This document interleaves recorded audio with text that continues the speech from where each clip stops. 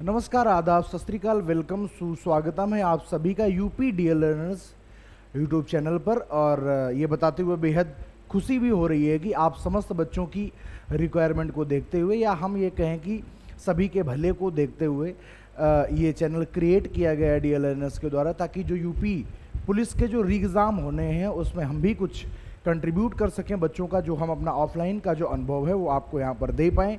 इसके लिए DL learners ने एक बहुत ही बेहतरीन प्लेटफॉर्म आपके लिए बनाया है, और हम ये चाहेंगे कि आप सभी के सभी लोग यहाँ पर जुड़ें और बेहतरीन तरीके से पढ़ें।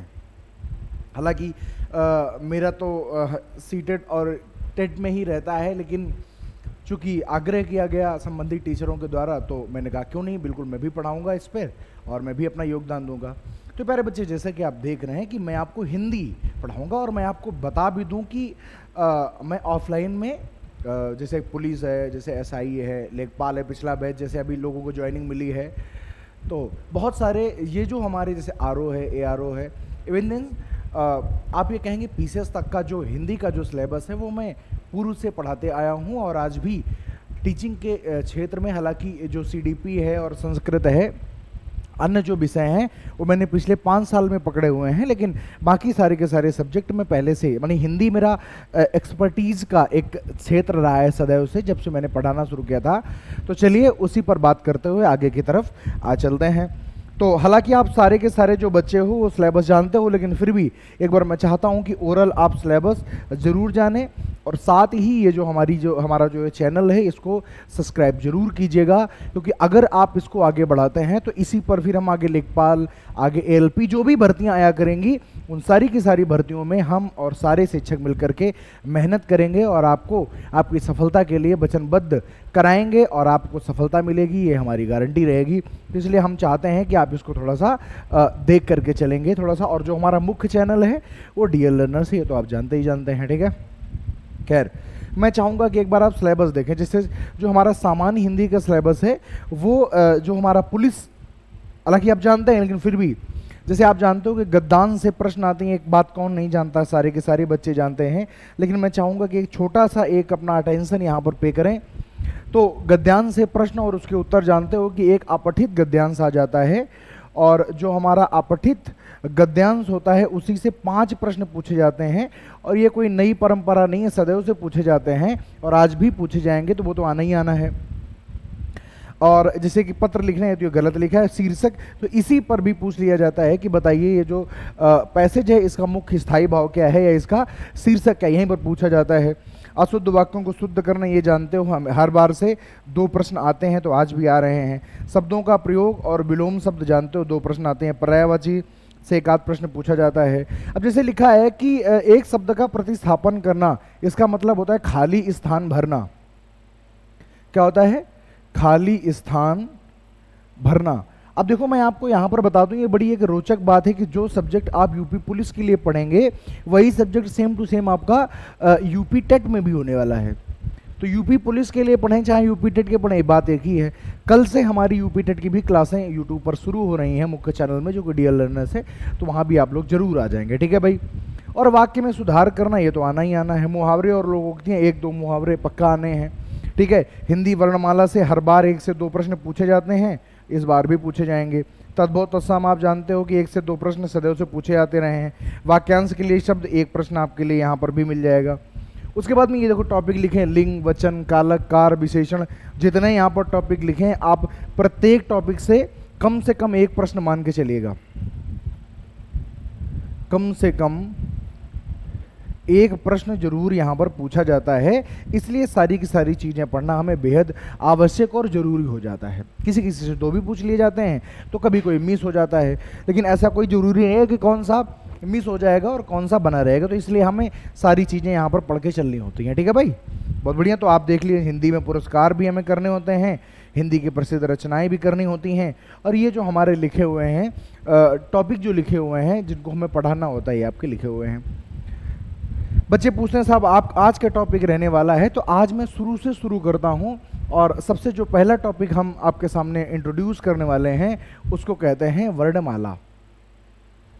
देखिए मैं चाहता तो हिंदी का विकास पहले पढ़ा सकता था, लेकिन मैं चाहता हूं कि आप सबसे पहले जिस टॉपिक को पढ़ें वो है हमारा हिंदी वर्णमाला, क्योंकि जानते हो किसी भी चीज़ की शुरुआत जीरो से होती है, तो हम भी चाहते हैं कि आप जीरो से शुरुआत कीजिए। और याद रखिएगा यहाँ से 1 से 2 प्रश्न आपके परीक्षा में जरूर मिल रहे हैं, इसलिए टॉपिक पढ़ना बेहद जरूरी है। मैं ये बात मानता हूँ कि आपने इस टॉपिक को पूर्व में कई बार पढ़ा है, लेकिन हर टीचर के पढ़ाने का तरीका, हर टीचर का जो एक मोराल होता है वो पढ़ाने का अलग अलग होता है। सो मेरा भी ये मोराल अलग है, मेरी भी स्टाइल थोड़ी सी डिफरेंट है। आप पढ़ेंगे तो आपको बेहद मज़ा आएगा। तो चलिएगा शुरू कर लेते हैं।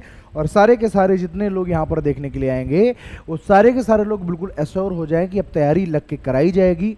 हमारे पास हिंदी आपने देख ही लिया, जीएस आपने देख ही लिया, मैथ और रीजनिंग शिव सर करा रहे हैं, और बाकी जो बचा हुआ जो जीएस पेपर में यानी कि जो जनरल साइंस का जो हमारा पार्ट है वो आशीष सर करा रहे हैं। तो जीके दीपक सर कराएंगे और जीएस आशीष सर कराएंगे, मैं हिंदी कराऊंगा, और जो हमारे शिव सर हैं वो मैथ और रीजनिंग में आपके सामने मौजूद रहेंगे।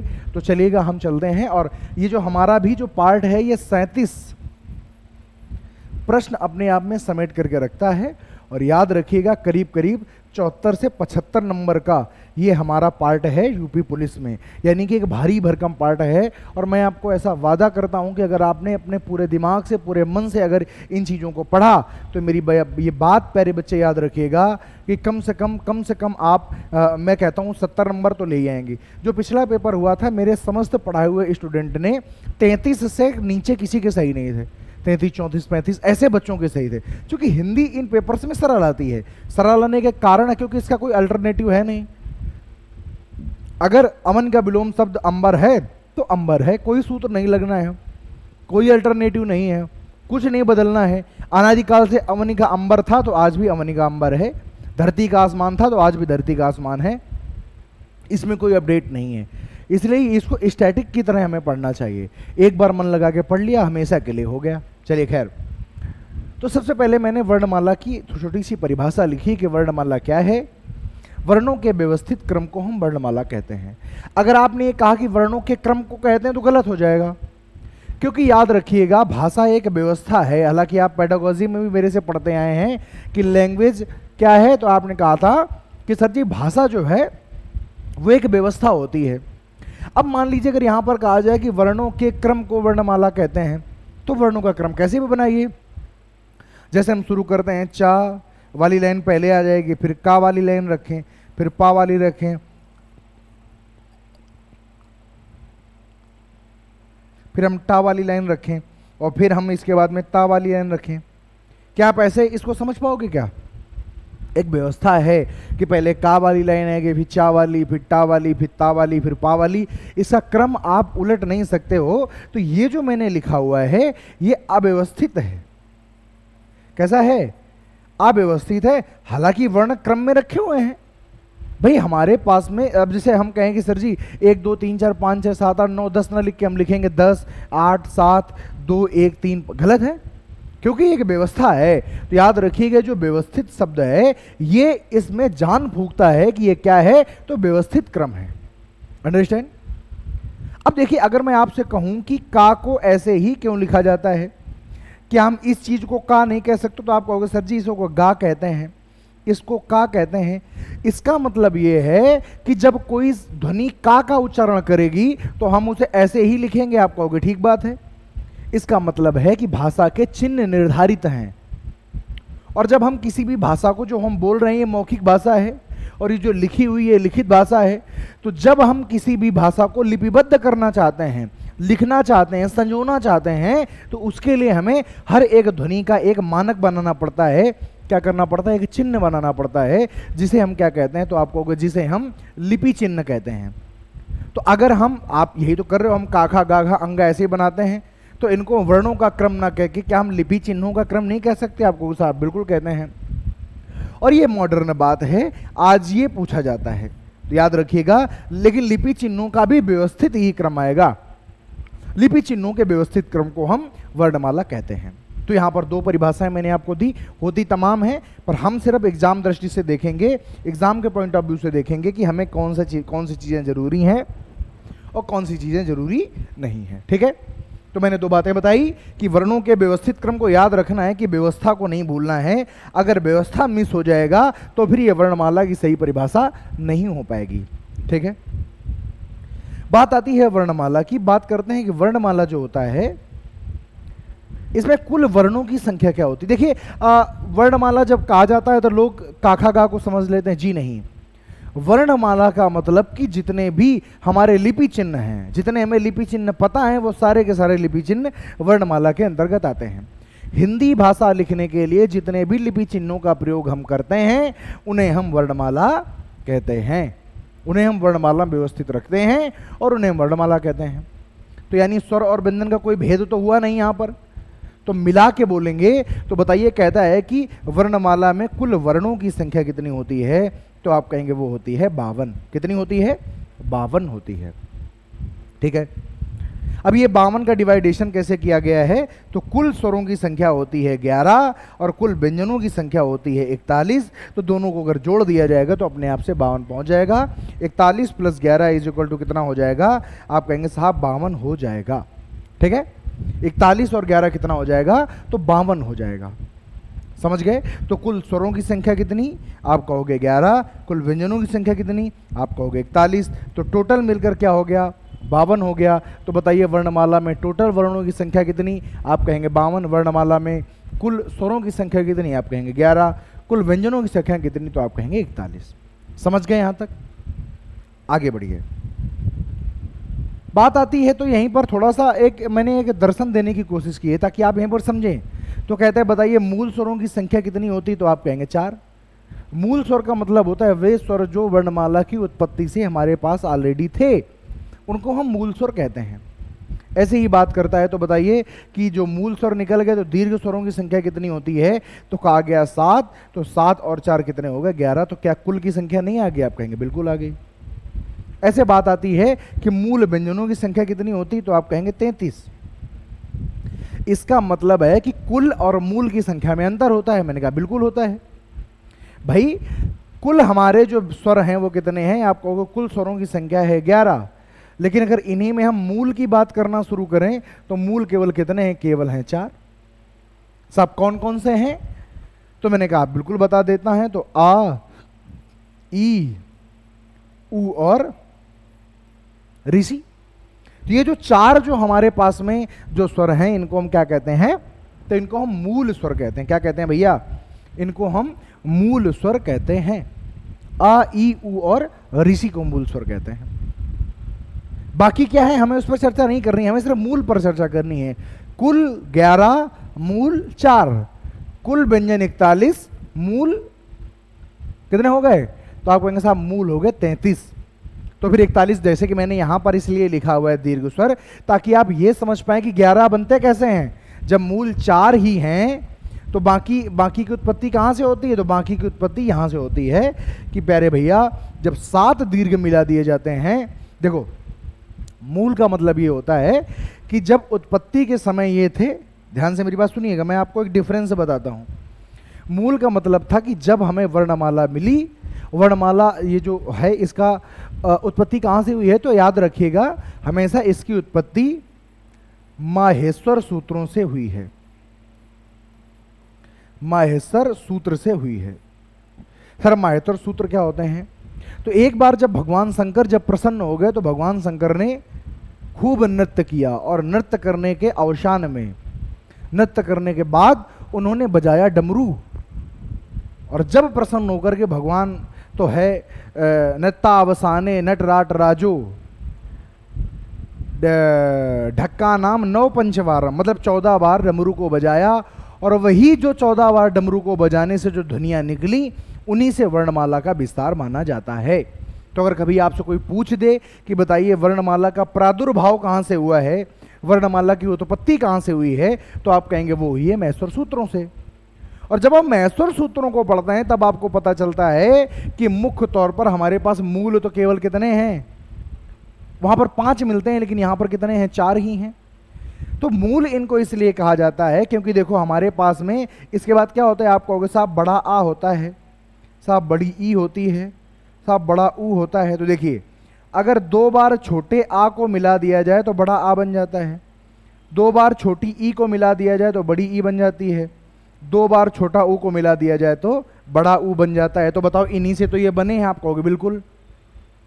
इसके बाद आप कहोगे साहब हमारे पास तो होते हैं ए, ए, तो ये क्यों मूल नहीं होते? क्योंकि आ और अगर आपने ई को मिला दिया तो ए बन जाएगा, और आ के साथ अगर ए को मिला दिया तो ए बन जाएगा। तो बात तो वही है, बात तो वही है कि नहीं है? आप कहोगे साहब हमारे पास ओ और ओ भी तो है, मैंने कहा बिल्कुल है, ओ और ओ। ये जो ओ है अगर हमने आ के साथ में ऊ को मिला दिया तो बना ओ, और अगर हमने आ के साथ में अगर ओ को मिला दिया तो बन गया ओ। तो बताइए ये मूल कहाँ है? उत्पत्ति के समय तो केवल 3 ही थे ना, 4 ही थे ना, और बाकी जितने भी हैं साहब तो क्या किए गए हैं? तो वो सब बनाए गए हैं। तो जिनको हम बनाते हैं उनको हम मूल नहीं कहते। समझ गए कि नहीं समझ गए? ऐसे ही अगर आप कभी पड़ताल करने चलेंगे कि जो मूल व्यंजन है वो कितने हैं, 33, तो बाकी जो बचे हुए 8 हैं उनको बनाया गया है। देखिए डिफरेंस मैं आपसे कहता हूँ, आप बिल्कुल मोहब्बत से पढ़ते हुए चलिए, आप ध्यान दे करके पढ़ते हुए चलिए। एक एक बात, एक एक पॉइंट आपके सामने रखा जाएगा कि ऐसा क्यों है। जीवन में दोबारा आपको हिंदी पढ़ने की आवश्यकता ना पड़े, इसलिए इस क्लास का उद्देश्य बनाया गया है, इसलिए ये क्लास लगाई गई है। तो क्या किसी को समझ में आया कि ये मूल 4 ही क्यों होते हैं? क्योंकि सर जी बाकी जो 7 हैं वो इन्हीं से उत्पत्ति हुई है उनकी, और जब 7 की उत्पत्ति इनसे हुई है तो 4 क्या हो गए? मूल हो गए। तो मूल क्यों कहा गया? क्योंकि जब महेश्वर सूत्र, जब महेश्वर का भगवान शंकर का डमरू बजा तो 4 ही निकले, और बाकी सारी की सारी चीजें बनाई गई हैं, इनकी उत्पत्ति की गई है। ठीक है, एक बात आती है कि चलिए ठीक है 33 आपने बताया, तो बताइए फिर अलग कौन से होते हैं? देखिए संयुक्त व्यंजन अलग होते हैं 4, उच्छिष्ट व्यंजन अलग होते हैं 2, और ग्रहित व्यंजन होते हैं 2। तो ये हो गए 8, और 33 और 8 हो गए 41। अब साहब मूल क्यों कहा गया है? क्यों? अब देखिए मेरी बात को सुनिएगा जरा सा। मूल उनको इसलिए कहा गया था कि क्योंकि हमारे पास में देखो संयुक्त कौन कौन से होते हैं?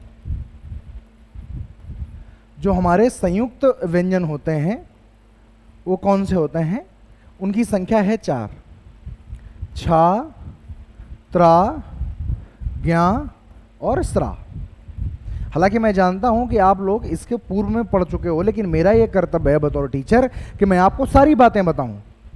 अगर इसकी बात करें तो ये बना हुआ है का और शा से, और ये पहले एग्जिस्ट करती थी, ये हमारे पास मूल में है। ये बना हुआ है आधा ता और रा से, ये भी दोनों हमारे पास पहले से हैं। ये बना है आधा जा और इया से। ये बना हुआ है हमारा आधा सीटी वाला सा और रा से। तो क्या ये सारी चीजें हमारे पास पहले से नहीं थी? आप कहेंगे बिल्कुल थी।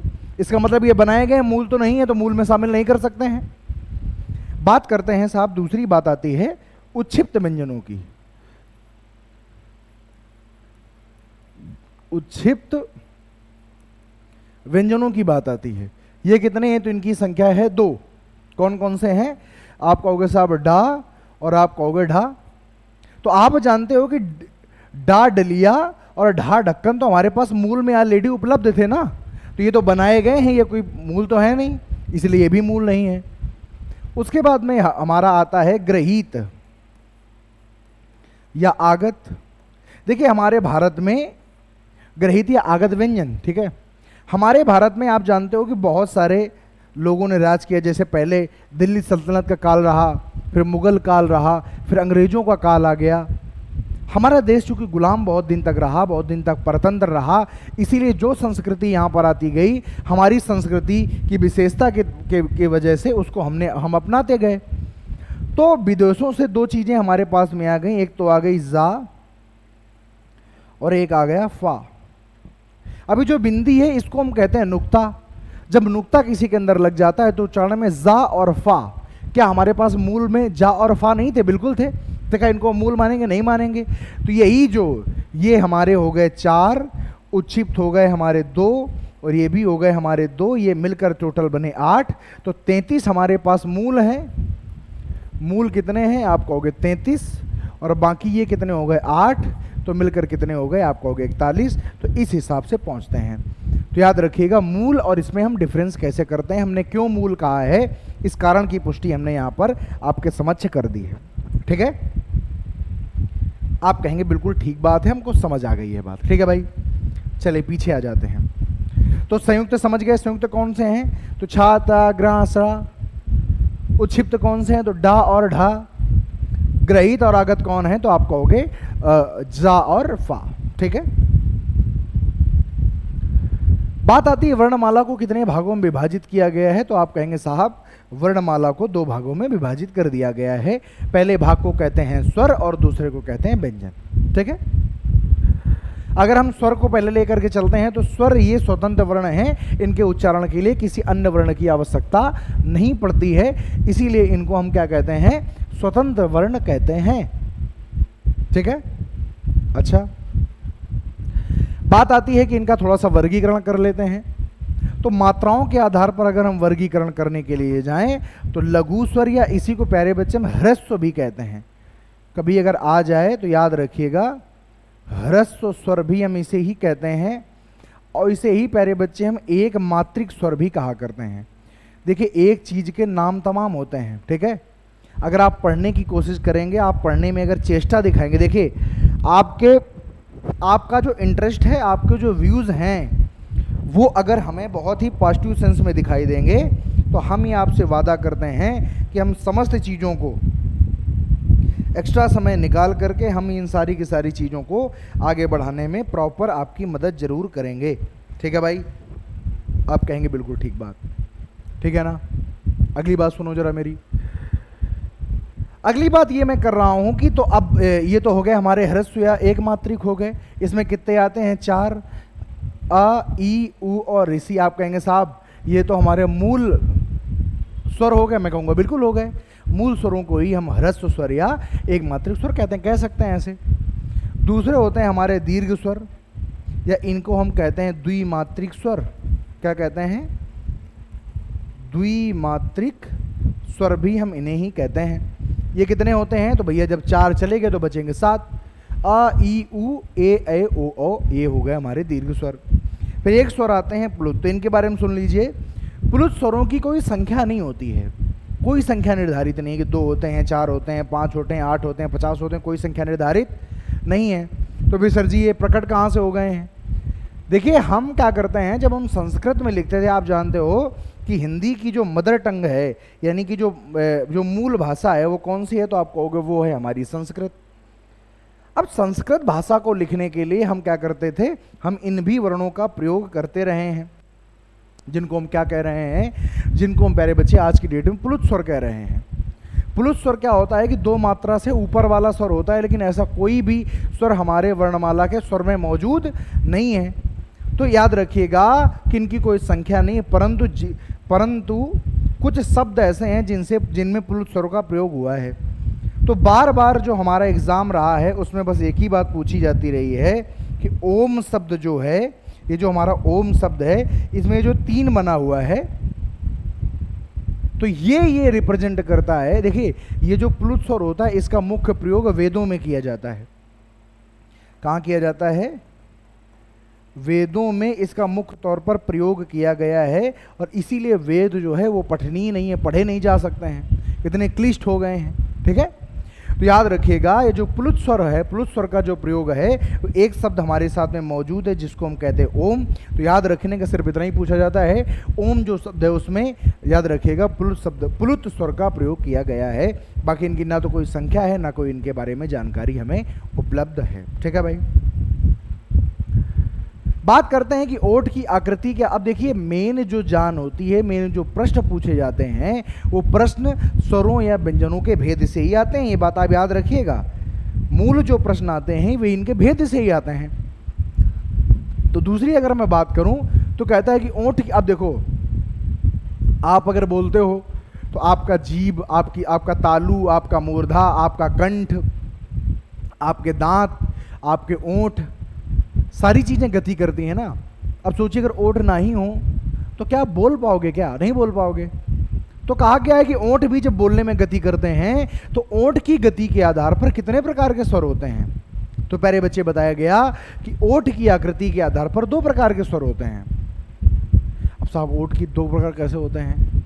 तो कहा गया एक कुछ ऐसे हमारे स्वर हैं जिनको बोलते वक्त ओंठों को गोलाकार आकृति, वृत्ताकार आकृति बनानी पड़ती है, तो उनको हम कहते हैं वर्तुल स्वर या वृत्तमुखी स्वर या वृत्ताकार स्वर। ठीक है। और बाकी कुछ स्वर ऐसे हैं जिनको बोलने के लिए ओंठों की गोल आकृति की आवश्यकता नहीं होती है, तो उनको हम कहते हैं, क्या कहते हैं, तो उनको हम अवर्तुल स्वर कहते हैं। जैसे देखो, जैसे हम पढ़ रहे हैं, बताना कहाँ ओंठों को वक्राकार हुआ, आ ई ऊ। तो आपने देखा कि साहब जब आपने ऊ बोला, अब आप खुद बताइए, मान लीजिए अगर हमारे पास ओठ ना होते तो हम कैसे कैसे बोलेंगे, नहीं बोल पाएंगे। यानी ऊ, तो आप समझ गए कि ये जो स्वर है ये बिना गोलाकार आकृति बनाए नहीं बोला जा सकता। फिर आगे चले, ऋषि, ए ओ औ, क्या ओ औ को बिना वृत्ताकार क्रम में जाए हुए ओंठों को बोल सकते हो? नहीं।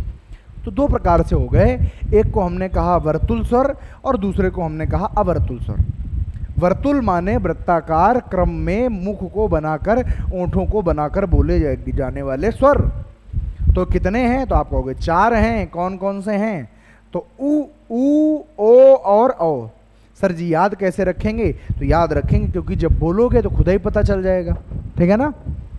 हर चीज को रटना नहीं है, हर चीज को प्रयोग के द्वारा सीखने की कोशिश करनी है हमें। ठीक है ना। तो कैसे याद करोगे? तो आप कहोगे साहब याद करने वाली कोई बात नहीं है, ऊ और ऊ ओ और ओ हम बोल के देख लेंगे। बस हमको इतना आपसे याद रहे कि वर्तुल स्वर कहते किसे हैं। अवर्तुल स्वर कौन से होंगे? तो भैया जो बच गए, 4 चले गए, 11 टोटल होते हैं, 4 चले गए, बचे 7। आ ई ऋषि, ए और ए, ये क्या हो गए? अवर्तुल हो गए। तो याद नहीं रख पाओगे क्या? भाई मैं तो कह रहा हूँ कि इनको रटना है ही नहीं, आपको तो केवल बोल के याद करना है ना मेरे भाई। अगली बात करते हैं। अब क्या होता है कि याद रखिएगा, हमारी जो जीभ है, हमारी जो जिह्वा है, जो हमारी रसना है जिसको हम जीभ कहते हैं, इसका बोलने में बहुत अहम योगदान है। अगर जीभ किसी की काम ना करे तो कोई भी व्यक्ति क्या एक भी शब्द बोल सकता है? आप कहोगे बिल्कुल नहीं बोल पाएगा। यानी हमें कुछ भी अगर बोलना है तो जीभ की गति बेहद जरूरी है।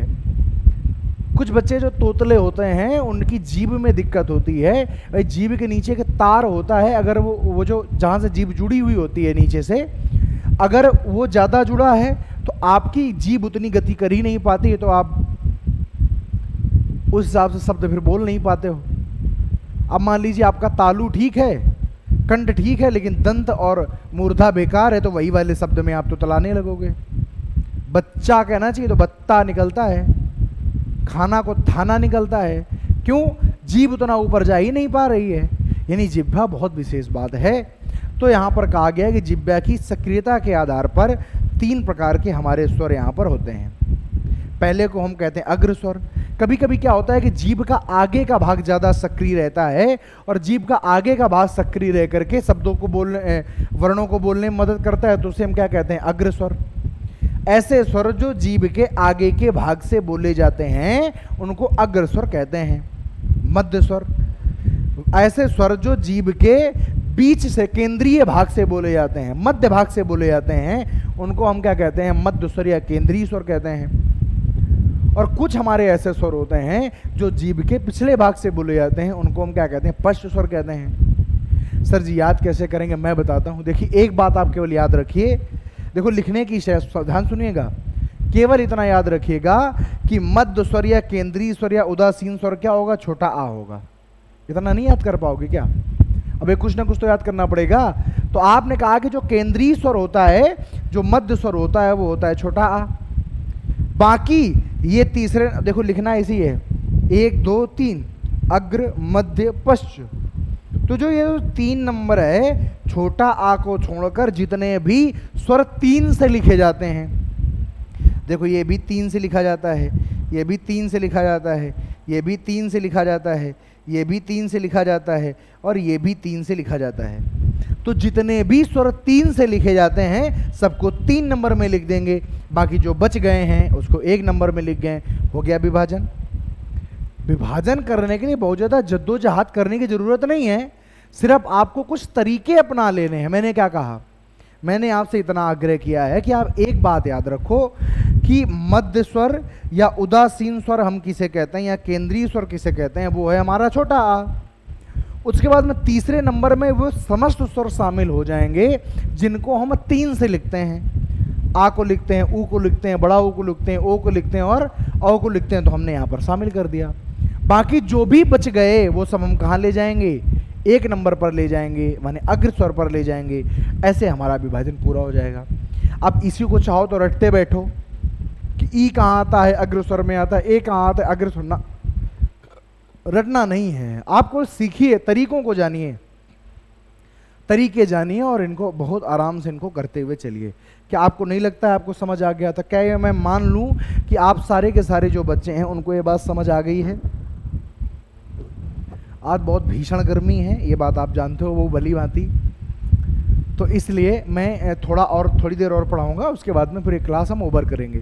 आपके रिव्यू डिसाइड करेंगे कि मैं आगे की कितनी क्लासें यहाँ पर पढ़ाऊँ, ठीक है? चलिए अगला बात आती है जिह्वा की क्रियाशीलता हो गई, सक्रियता हो गई। अब जिह्वा की स्थिति के आधार पर कई बार क्या होता है कि जब हम कोई स्वर बोलना होता है तो हम पूरा मुंह खोलते हैं, आ ई उ ए होता है ऐसा। तो जो मुख होता है, जो जीभ होती है, उसके आधार पर उसकी जो स्थिति है, कभी पूरा खुलती है, कभी कम, कभी आधा, कभी पूरा, ऐसी बात है। इसके आधार पर 4 प्रकार के स्वर होते हैं, समृत स्वर, अर्धसमृत, विवृत और अर्धविवृत, ठीक है? देखो मैं बता देता हूं, विवृत माने खुला और अर्धविवृत माने आधा खुला, समृत माने बंद, तो अर्धसमृत माने आधा बंद। तो जब जीभ की स्थिति ऐसी रहेगी कि जीभ बिल्कुल बंद, जैसे ई, तो जब कभी बोल के देखो ई, तो जीभ पूरी तरीके से बंद हो जाती, ई लाख, ई उ ऋषि, आ जीभ पूरी खुली, आ जीभ नीचे, आ, ठीक है?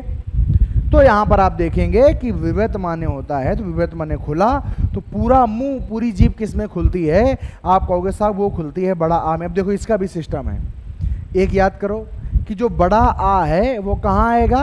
आप कहोगे विवृत में आएगा। तो भैया इसके छोटे भाई कहाँ आ जाएंगे? तो आधे में आ जाएंगे। अरे भैया जब कोई व्यक्ति जो उसका बड़ा भाई है, आ जो है वो विवृत में है, तो अ क्या अर्ध विवृत में नहीं आएगा? आप कहोगे बिल्कुल आएगा। इनको छोड़कर लाइन से जो 5 वर्ण आ जाएं वो यहाँ पर लिखो, ई उ और ऋषि, लिख दिया। फिर से सुनो, विवृत जो स्वर है उसमें जो बड़ा आ है वो विवृत है, माने खुला है, तो अर्ध विवृत में छोटा आ जाएगा। अब जो लाइन से जो 5 वर्ण बचे हैं उनको शुरुआत में लिखो, ई उ और ऋषि। अब हमारे पास बचे 4 वर्ण, कौन कौन से? ए ओ। तो ऐसे लिखो, ए ओ। जो पहले है वो पहले लिखो, जो बाद है में है वो बाद में लिखो। भाई 2 ही जोड़े तो बचे, हमारा जोड़ा बचा ए ओ और ओ। आप जानते हो कि इसका काम खत्म, इसका काम खत्म, तो कैसे करेंगे? ये जो पहले वाले हैं, पहला और पहला उठा करके यहाँ रख दो और दूसरा उठा करके यहाँ रख दो, हो गया पूरा, ठीक है ना? तो इस हिसाब से आप इसको क्या करेंगे, सही कर लेंगे कि आ ई उ कैसे करते हैं। अब देखिए अगर आप रटने जाएंगे तो मैं अभी जब व्यंजन पढ़ा दूंगा तो व्यंजन में इतने प्रकार हो जाएंगे कि आप उसको रटने में संभाल नहीं पाएंगे। इसलिए मैं चाहता हूं कि आप ये सीखें कि मैंने कैसे लिखा है, और फिर जब तुम्हारा मास्टर लिख सकता है तो तुम कहे नहीं लिख सकते हो भाई, ये तो बेहद ईजी है, ठीक है ना? तो इसलिए ऐसे हम इसको याद रखेंगे और ऐसे हम लिखेंगे इसको, ठीक है? लिख पाओगे ना? केवल इतना याद रखना है, बाकी आप लिखेंगे इसको। अगली बात करते हैं, तो कहता है कंठ की मांसपेशियों के आधार पर कभी कभी क्या होता है कि कंठ की मांसपेशियों को ज़्यादा जोर लगाना पड़ता है किसी शब्दों को बोलने में, और किसी शब्दों को कम लगाना पड़ता है। उसी के आधार पर स्वर के 2 भाग कर दिए गए, एक को कहा गया शिथिल स्वर और एक को कहा गया कठोर या दृढ़ स्वर। अब शिथिल वाली बात क्या है? तो जो शिथिल स्वर है मतलब मांसपेशी, देखिए ऐसा है कि हमारा जो कंठ है उसमें साउंड सर्विस भगवान ने लगा के भेजी है, और ये वाली साउंड सर्विस ऐसी है कि इसका वॉल्यूम अपने आधार पर आप तेज और धीमा कर सकते हैं, ठीक है? फिर उसके बाद में जब भगवान ने लगाया तो भगवान शिव ने डमरू बजाया, और डमरू बजाते ही माहेश्वर सूत्र निकले और उन्होंने उस पर डिसाइड किया कि आप किस बात को कितना जोर लगा के बोलेंगे। ठीक है, तो अब कोई भी शब्द ऐसा है जिसको ज्यादा जोर लगा के बोलने की आवश्यकता है तो उसको हमने कहा कठोर स्वर। वो स्वर कैसा है? कठोर है। और जिनको बहुत हम नॉर्मल बोलते हैं उसको हमने कहा शिथिल। अब देखिए, आप समझ जाएंगे कि हमने जैसे हम कहें आ ई उ नॉर्मल है, अब आ ई और उ जोर लगता है, तो इसी के आधार पर शिथिल स्वर और इसी के आधार पर कठोर या दृढ़ स्वरों का डिवीजन हो गया। तो आ ई उ कम शिथिल है, शिथिल इसलिए है क्योंकि जोर कम है, और कठोर इसलिए है क्योंकि जोर ज्यादा है। अब देखिए, अगला आता है जाति के आधार पर। भैया जाति क्या है? अगर मैं आपसे कहूं कि मान लीजिए अगर आप अपनी शादी अपनी जाति में करते हैं तो ज़्यादा बढ़िया रहेगा। देखिए, वैसे तो आपको आज़ादी है, अनुच्छेद 21 जो है वो आज़ादी देता है कि आप अपनी मनपसंद शादी कर सकते हैं, यानी आप अपने जीने के लिए मनपसंद व्यक्ति को चुन सकते हैं। ये हालांकि हमको आज़ादी है, लेकिन जो हमारा जो सामाजिकता है वो स्वीकार कब करेगा? जब आप अपनी जाति में शादी करेंगे। अगर आप जाति में शादी करें तो बढ़िया, और अगर आप जाति से इंटरकास्ट चले जाएंगे तो बुरा। इसी के आधार पर यहाँ पर भी हमने क्या किया है, हमने क्या सिस्टम यही है कि जाति के आधार पर हमने दो प्रकार के स्वर बनाए हैं। एक को हम सजातीय स्वर कहते हैं और एक को हम विजातीय स्वर कहते हैं। सजातीय स्वर कौन से होते हैं? तो सजातीय स्वर उन स्वरों को कहा जाता है कि अगर छोटे वाले को दोहरा दिया जाए तो बड़ा वाला बन जाना चाहिए। अब ऐसे ही नहीं है, जैसे सजाती का मतलब समझ गए, जाति सेम होनी चाहिए। जैसे ये है, जैसे मैंने कहा कि आ और आ को अगर दो बार जोड़ दिया जाए तो बड़ा आ बन जाता है, ये जाति का है ये दोनों। तो अब छोटा आ और बड़ा आ सेम जाति के हो गए। लेकिन आप कहेंगे सर जी ए और ए, लोगों को धोखा हो जाता है कि ए और ए सेम जाति के हैं। जी बिल्कुल नहीं है। क्यों नहीं? इसका कारण है क्योंकि ए जो है ये एक संयुक्त है, और आ और जब ई को मिला देते हैं तो बनता है ए, और अगर दो बार ए को दोहरा दिया जाए तो बनना चाहिए ए, लेकिन ऐसा नहीं होता है क्योंकि ए बनता है आ और ए से मिलकर के। मान लीजिए चले ए का मान अगर मैथ की तरह रख दिया गया तो आ प्लस ए, सॉरी आ प्लस ई, तो आ और आ मिलकर बन गया बड़ा आ और प्लस ई। तो बताइए दोहराने से कहां बना? और जब दोहराने से नहीं बना तो इसको हम विजातीय स्वर कहेंगे, इसको हम सजातीय स्वर नहीं कह सकते हैं। ठीक है, तो इसलिए इसको हम सजातीय स्वर इस जोड़े को नहीं बोलते हैं। बाकी आ ई और उ को हम कहते हैं कि ये सजातीय स्वर है। सजातीय स्वर बोले तो जब छोटे वाले को दोहरा दिया जाए तो बड़ा वाला बन जाए तो सजाती, और नहीं बनेगा तो विजाती। ठीक है, और ऐसे विजातीय स्वर होते हैं जो जाति के नहीं हैं, जो दोहराने से नहीं बनते हैं, तो कोई भी मिला दिया जाए तो विजाती हो जाएगा। ठीक है भाई, और इसी के साथ में आज की क्लास को हम समाप्त करेंगे। और मेरा ऐसा मानना है कि यूपी का जो पुलिस का जो एग्ज़ाम होना है उसमें हम अगर जरा सी भी आपकी मदद कर पाते हैं, अगर थोड़े भी बच्चों का भला होता है तो हमें बहुत खुशी होगी इस बात पर। और बाकी याद रखिए कि मैंने आपको बताया ही था, टीम हमारी क्या जीएस और जीके। तो जीएस माने जनरल साइंस में आशीष सर, जीके में दीपक सर, मैथ और रीजनिंग में आप जानते हैं सदैव से ही शिव सर, और हिंदी मातृभाषा जो है उसका जो जिम्मेदारी वो मेरे ऊपर है, तो मातृभाषा मैं पढ़ाऊंगा। लेकिन याद रखिएगा 75 नंबर इसे आते हैं। ठीक है, 75 नंबर में अगर आप मन लगा के पढ़ेंगे तो हम आपको 70 नंबर जरूर दिला सकते हैं।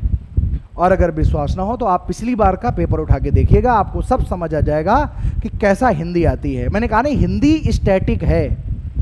स्टैटिक ऐसे है क्योंकि अगर ऊष्म स्वरों की संख्या अगर 4 है तो उसको 5 नहीं किया जा सकता है, क्योंकि ये हमारे भारतीय संविधान में लिखा हुआ है। ठीक है, तो इसलिए आज की क्लास को हम समाप्त करेंगे। पर हम ऐसी आशा करते हैं कि आप सारे के सारे लोग ज़्यादा भारी भरकम संख्या में उसको सबसे पहले सब्सक्राइब करें, और लाइव क्लास हमारी 1-2 दिन में खुल जाने वाली है, तो लाइव हमारे साथ जुड़ें, क्योंकि आपका रिस्पॉन्स ही हमें मोटिवेट करेगा उसको आगे चलाने के लिए और आगे ले जाने के लिए। अगर आप सहयोग नहीं करेंगे तो आप तो जानते हैं कि टीचर स्टूडेंट से होता है, ना कि स्टूडेंट टीचर से होता है।